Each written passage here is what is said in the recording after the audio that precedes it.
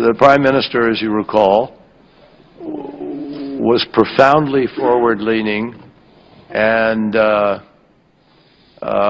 outspoken about the importance of invading Iraq under George W. Bush, and we all know what happened with that decision. All right, that was in response to a congressman saying, hey, you know, Netanyahu is saying that this is a terrible deal with Iran. It's an existential threat, Iran is, and nukes. And he brings up the judgment of Netanyahu, and he brings up the fact that Netanyahu, and I don't know in what capacity he was back then, that he supported the war in Iraq.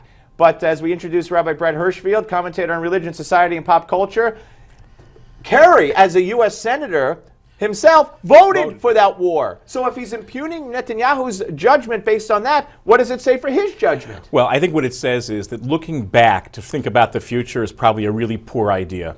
I don't know if the administration's right. I don't know if Netanyahu is right. What I blame Kerry for doing is doubling down on politicizing a relationship that has historically been above politics. That's the problem I have. I have the problem with allowing the relationship the United States and Israel have, an important, mutually beneficial relationship, becoming a political football. And he doesn't have to play it that way, and he chose to, and that's what bothers me. Well, it's not just Kerry. I mean, it starts at the top. Kerry's reflecting the hatred for Israel and Netanyahu exhibited by Barack Obama. I don't think he hates Israel. I think that's really a gross overstatement. And a lot really? Yes, and a lot of very important strategic moves made by this administration. I do think there's a lack of resonance. And again, I don't want to go big. I think we should be very focused. You think he likes Netanyahu? No, the personal animosity. You think he respects him? No, I think the personal animosity between them is mutual. You think he doesn't want to sell out Israel with the 67 borders? No, I think really? I don't. Again, and I don't agree with everything Obama believes in, but I think we have to separate policy disagreement from personal animosity. What I do blame the president for, and I blame Netanyahu for, is each of them has sought out opportunities to indulge their personal animosity at the cost of doing good mutual politics. How could you put Netanyahu and Obama on the same, how could you make that moral equivalence? No, it's not a moral equivalence. Or it's a practical equivalence, Steve. Because Obama, there's never been a president, everybody I speak to, Donald Rumsfeld told me the other day, in his lifetime, there's never been a relationship like this between the executive branch and the state of Israel. The man has no use for Israel. He grew up with Rashid Khalidi, who hates Israel, PLO spokesman. That was his buddy. So how could you say he likes Israel? Here's how I can say it, okay? I work not from politics to practical, I work from practical to politics. And the fact is that at critical moments, despite a long list of faux pas that we're going to agree about from this administration for Israel. Not faux pas, it's purposeful. Right?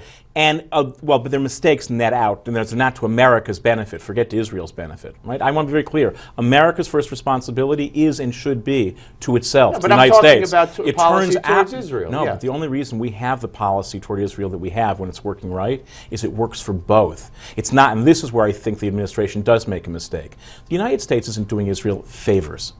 This is a very important strategic relationship beneficial to both. The fact that there may be differences of opinion about what good strategy globally is, that's a separate discussion. Here it's very simple.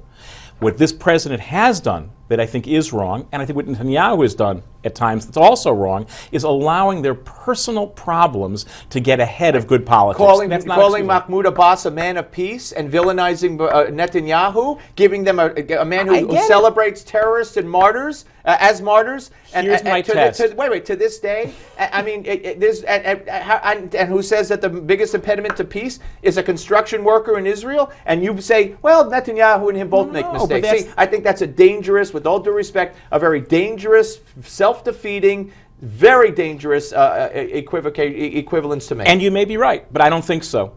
And there's nothing that has been said by this president, Mahmoud Abbas, that wasn't said by Yitzhak Rabin, the Prime Minister of Israel, about Yasser Arafat. See, at the end of the day, I don't believe he called him a man of peace. Of course he did. He called him a friend. He called him a man of peace. The family was grateful when he came to the funeral. Again, I'm not defending it. What I'm saying is that in the end, if strong fighters can't also be bold, brave talkers, we have a problem. Right now, the clash between these two heads of state. Obama's not a strong fighter. No, that's the point. He's a bold talker and not a strong fighter. Right. And Netanyahu is a strong fighter, but has not been a bold talker. He's been a great talker. No, he hasn't. He's going to talk again. That's a great Washington. speechmaker. He hasn't been a bold talker. Sure. He sat there and he schooled Barack Obama That's in the not Oval bold Office. talking. That's the point. That's a lecturer. Well, he needed a lecture he because may he just have, came out of a but private that's meeting not with the them, and same Obama thing. doesn't get it, or if he Steve. gets it, he's selling Israel down the river you and may has be from right, day one. But that's not the same thing. Well, you know what? In the end, history has been made possible by two things. Okay, Strong this is fighters the who end. talk Rabbi, well. thank you. We're coming back. Don't go away.